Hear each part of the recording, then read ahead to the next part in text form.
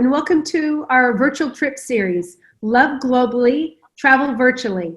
I'm Angie, and I'm here today with Kelly and Amy, and today we're visiting the culturally rich and diverse country of Cuba. Located in the Caribbean, this Latin American country is one of the few remaining communist countries in the world. Over hundreds of years, the indigenous people here have blended so uniquely together with the people from Spain, Africa, and the Soviet Union to create this multi-ethnic country that's filled with beautiful people, cultural, music, and customs that make up Cuba today. Cuba has universal free education. Its literacy rate is nearly 100% and produces the highest doctor to population ratio in the world. And yet 60% of the people there live on less than $100 a month, resulting in many that are living in extreme poverty, which makes Cuba one of the most fascinating places we serve. Let's take a moment to hear more about Cuba from our founder, Tom Egum. Hey everybody, Tom Egum, founder, president of H4KI International. Coming to you today to talk to you a little bit about Cuba. I've got my Cuban shirt on, my Cuban hat on. I love Cuba. I've been going there for almost 20 years. And I absolutely love the people of Cuba. Let's just start there. Some of the friendliest, warmest, most joy-filled people you could meet anywhere on the planet. Usually we start our trips in Havana, which is so historic and so full of incredible stories, and many changes are taking place there right now.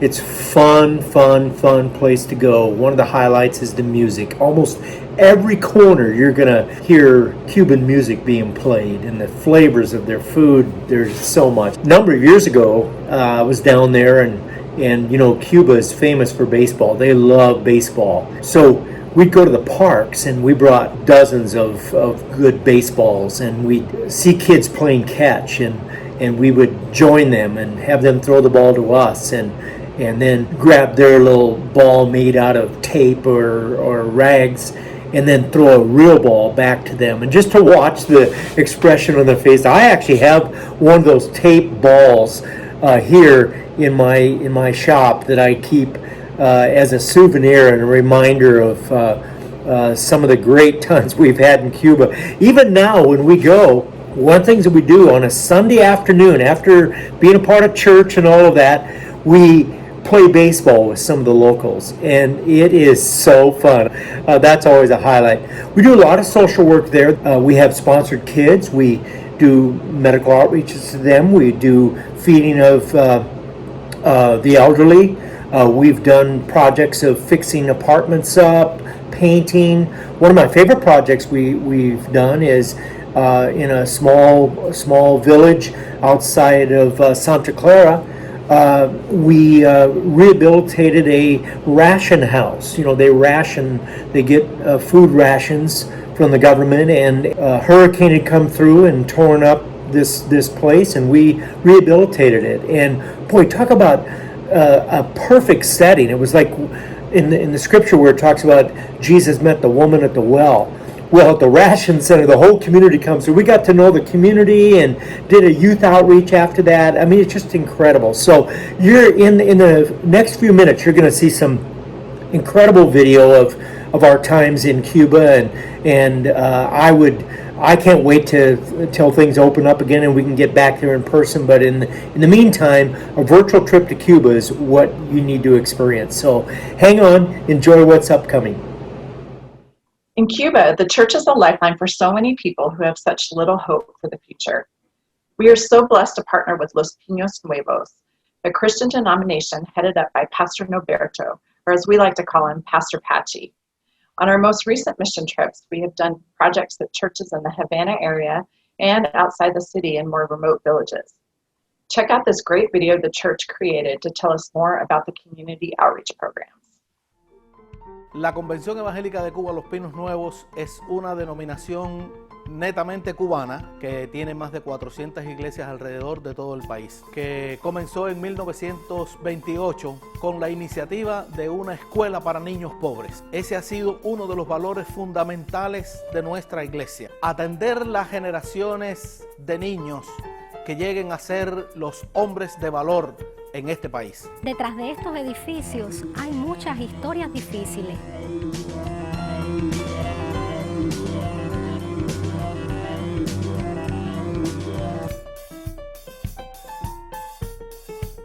Es un privilegio haber sido parte, gracias al apoyo de H4K. Como Iglesia de Cristo en Cuba, específicamente en La Habana Vieja, la Iglesia Los Pinos Nuevos se ha dado la tarea de compartir el Evangelio a través de un servicio en amor a los niños. Usted puede ser parte de esta obra y ayudarnos a transformar las vidas de muchos de ellos. H4K ha sido clave en algunas de las historias vividas. Al ver los niños llegar a la iglesia luego de su horario escolar a hacer las tareas, a preparar sus trabajos y que haya maestras dispuestas a servirles ha sido un gozo. Nuestro amor está para ellos. En la misma medida que Dios nos ha amado, así amamos a las personas de esta comunidad. Es nuestra razón de ser. Y por eso el ministerio de H4K ha sido parte de nuestra realidad hoy aquí en esta ciudad. Atendemos los niños no solamente porque hay pobreza y necesidad, atendemos los niños porque estamos seguros que el futuro pertenece a ellos. Poder ver que los niños van mejorando poco a poco y que sus familias también son impactadas a través del servicio de amor que la iglesia les da es un regalo. Somos la iglesia de la comunidad. Por eso le invitamos para que usted sea parte de este proyecto que transforma la cultura cubana, para que usted sea parte de este proyecto que trae vida a niños necesitados, para que usted sea parte de este proyecto que infunde valor a las nuevas generaciones de esta ciudad. Muchas gracias. Agradecemos a los hermanos de H4K por apoyar a los niños de nuestra comunidad aquí en Cuba. Usted puede ser parte de este servicio en amor. Gracias.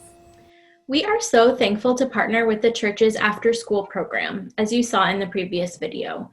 On our trips, we also have the opportunity to participate in community-based projects. As Tom mentioned at the beginning of the video, after Hurricane Irma, we helped to rehabilitate the porch of a ration center.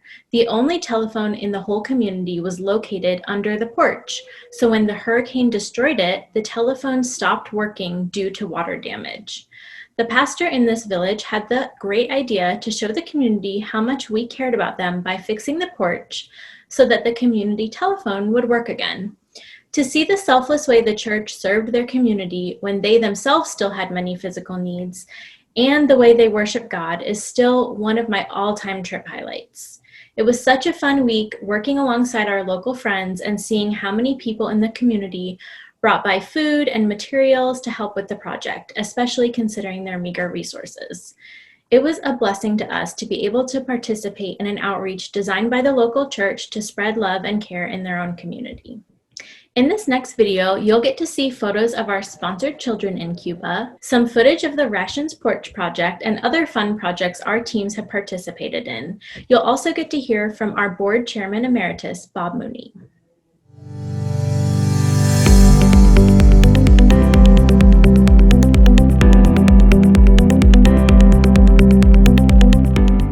Hi there, I'm Bob Mooney. I'm pastor of Messiah Lutheran Church in Yorba Linda, California, and I'm a past chairman of the Hope for Kids board.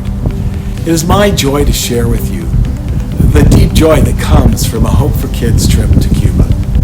Now, I'm not really sure what I expected on my first trip to Cuba, but boy, was I taken back and surprised by the beauty of the country and the warmth and kindness of Cuba's people. There were some incredibly fun and interesting opportunities, like riding in the classic 56 Chevys and on a tour of Havana, visiting sites like Ernest Hemingway's home. And as much as I enjoyed those aspects of the trip, what really impacted me was the chance we had to get to know some of the Cuban people. The chance we had to serve with them, alongside them, and to actually serve them.